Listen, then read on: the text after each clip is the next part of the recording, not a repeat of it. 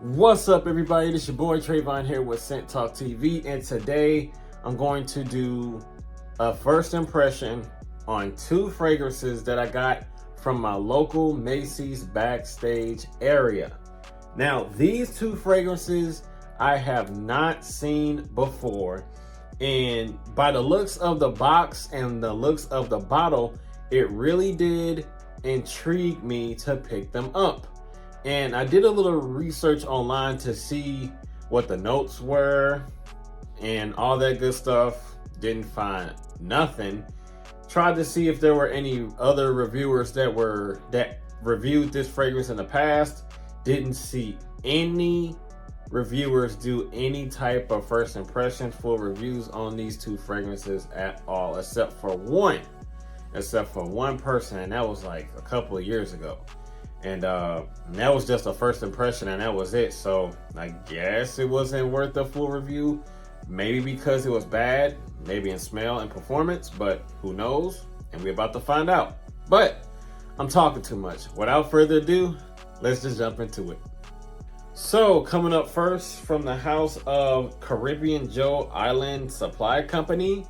Haven't heard of that company before at all until now. But yeah, from that company, this is, let me see. It's weird because the title of the fragrance is on the back of the box. This is Island Musk Parfum for Man, EDT. So this fragrance here ran me $15 and some change. All right, let's crack it open, see what we got. Hopefully it's not a waste of time and a waste of money. And if it's a waste of money, you already know what I'm gonna do with it. Take that bad boy back. Hey yo, right when I opened up the flap of the box, I immediately got a strong whiff of the fragrance. And judging by that little whiff that I got, it smells dope. But let's dig in a little bit deeper. Oh, that atomizer is pretty dope.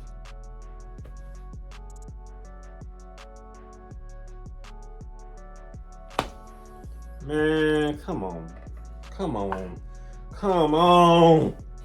Okay, right off the top, immediately,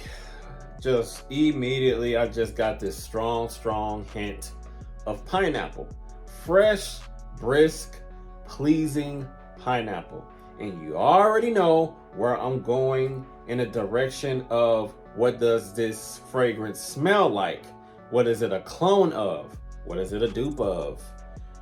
You already know when I say the note of pineapple, this is definitely without a shadow of a doubt, a Creed Aventus clone. Well, dupe.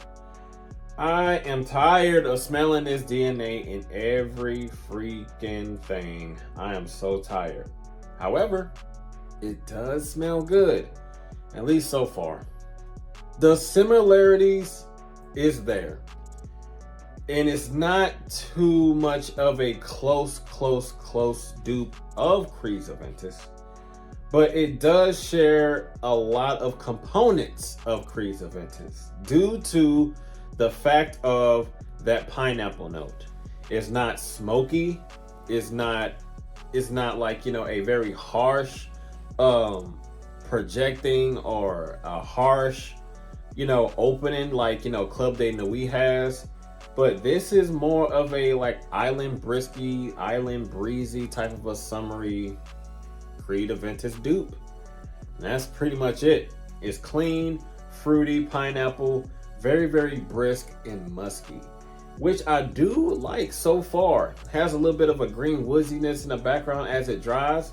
So far it's doing its thing in smell, but performance, usually when I spray a fragrance, it lingers in the air. Usually when I'm doing my hand like this in gestures, I get whiffs of it, but I'm not getting too much of a whiff at all. But, I can be a little bit more generous towards it because this is probably aimed towards like, a summery type of a fragrance to where it can adapt very well in a high heat.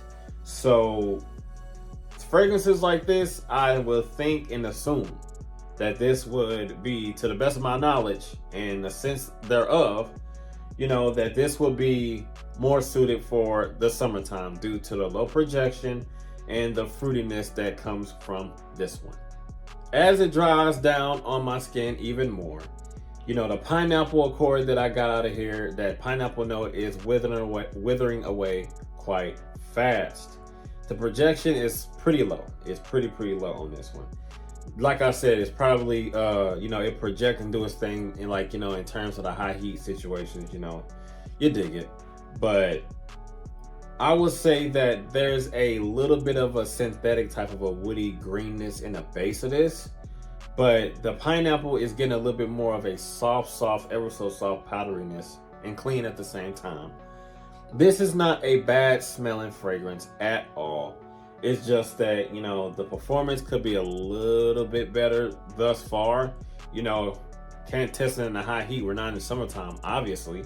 But, if you're looking for something like, for the gym, running errands in the summertime, that you don't want to use like any of your good stuff, or you just want to spray and smell good, or you can wear it around the house. I mean that's basically what this is good for. But nonetheless, this is a good smelling fragrance. Not unique at all. Nothing groundbreaking. It'll do its thing in the summertime. At least I think it would. So up next, the second and final fragrance that I got from my local Macy's backstage area is from the same company, same style box, same style bottle, just a little bit of a different color. You dig it. So from the house of Carribean Joe Island Supply Company, that's a mouthful. This is Sapphire Musk. Same box, same bottle, just that this is blue and the other one was like red, pinkish, like a peach color, I think. Wasn't paying too much attention to the other bottle, but whatever. Let's go. The atomizer is pretty good on this one too. Oh, wow. This one right here is definitely more unique compared to the last one. This smells pretty good. This smells awesome, actually. It reminds me of a particular fragrance that I probably got in my collection already. I smelt this same similar scent DNA before, but I can't put my finger on where I smelt this fragrance from. But this smells really good. This one opens up very aquatic, like a fruity, peachy type of a powdery aquatic.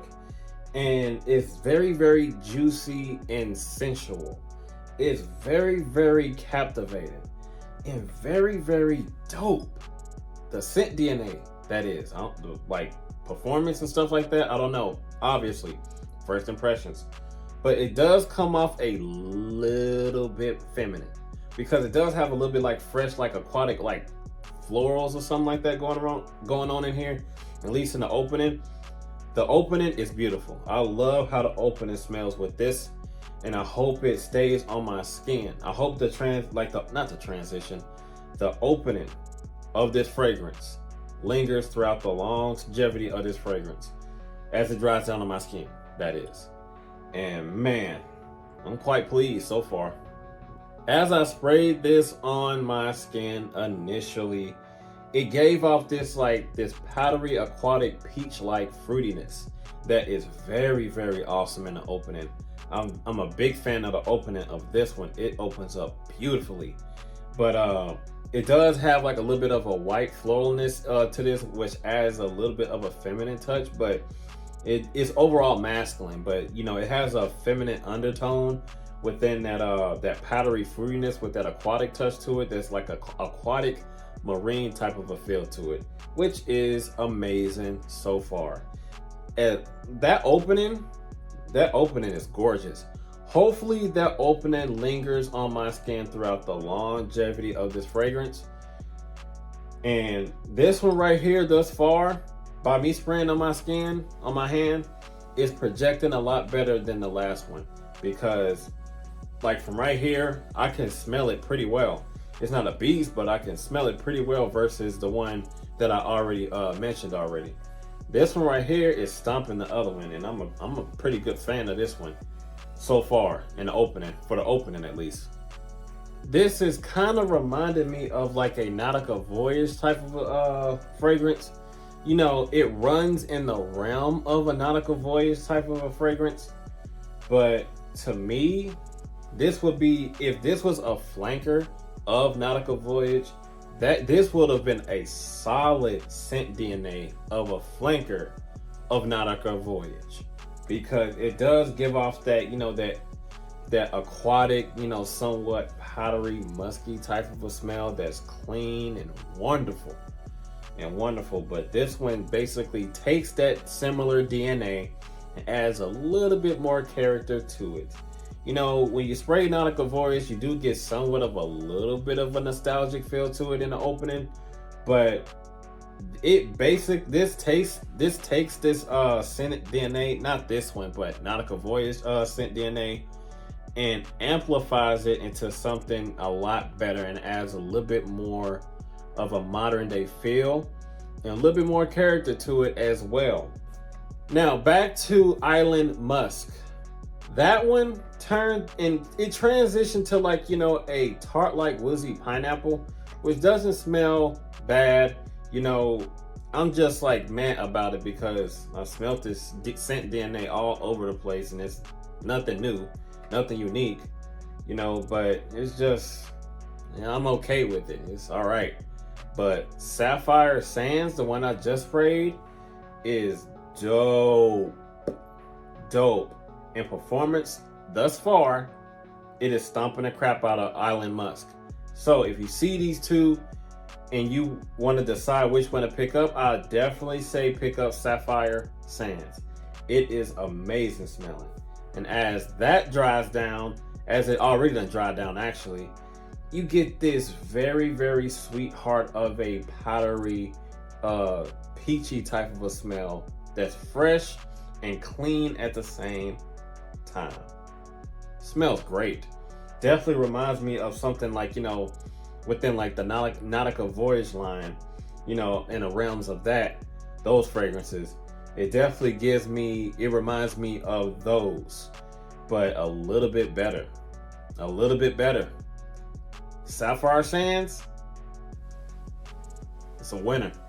So I just left out of the room to test like the sillage and the projection and stuff like that, just walking around my house, and I am blown away just a little bit on how good the sillage is on Sapphire Sands so far. Now, if the projection in the sillage of Sapphire Sands is doing pretty well without me going outside in the heat or going outside in the elements, or, you know, waited until summertime to test and see how it does in the heat, and it's doing well just by being in my apartment, that we might have a hidden gem, ladies and gentlemen. We might. Do not 100% quote me on this. So far, I am pleased, because I did spray myself a little bit more to try to test the full effect of it. Man, now as I'm smelling it, I'm getting a nice little soft sillage and stuff like that. That is beautiful. You know, soft, fruity, fresh, it's clean, a little bit of a marine type of a aquatic feel to it. Has like this little fruity, like sweetheart of a peachy vibe to it. That's masculine at the same time, with a little hint of some white florals and a little bit of green too. Yo, Sapphire Sands, if you see it, try it out for yourself. So far, I dig it. Now, Island Musk, I thought about taking it back, but just to be fair, I might keep it, because I'm most definitely gonna keep Sapphire Sands, but it's only $15, so might as well keep it. Maybe it will have its uses later down the line in the summertime, and we can test and see and do a full review around that time of those two. But that Sapphire Sands, man, it's gorgeous. So I will be testing these off screen, both of these, to see how well they put up in performance and all that good stuff. And if you do not see a full review in the future, that means I took both of these back because the performance was not what I thought it was. But if you do see one, then you know. So that's all that I have for Scent Talk TV, ladies and gentlemen. And as always, you know what to do. You gotta like, comment, share, and subscribe. Make sure you hit that notification bell so you don't miss anything. And I will see you guys in the next video. Be safe out there and be blessed and have a good one. I'm out of here. Peace.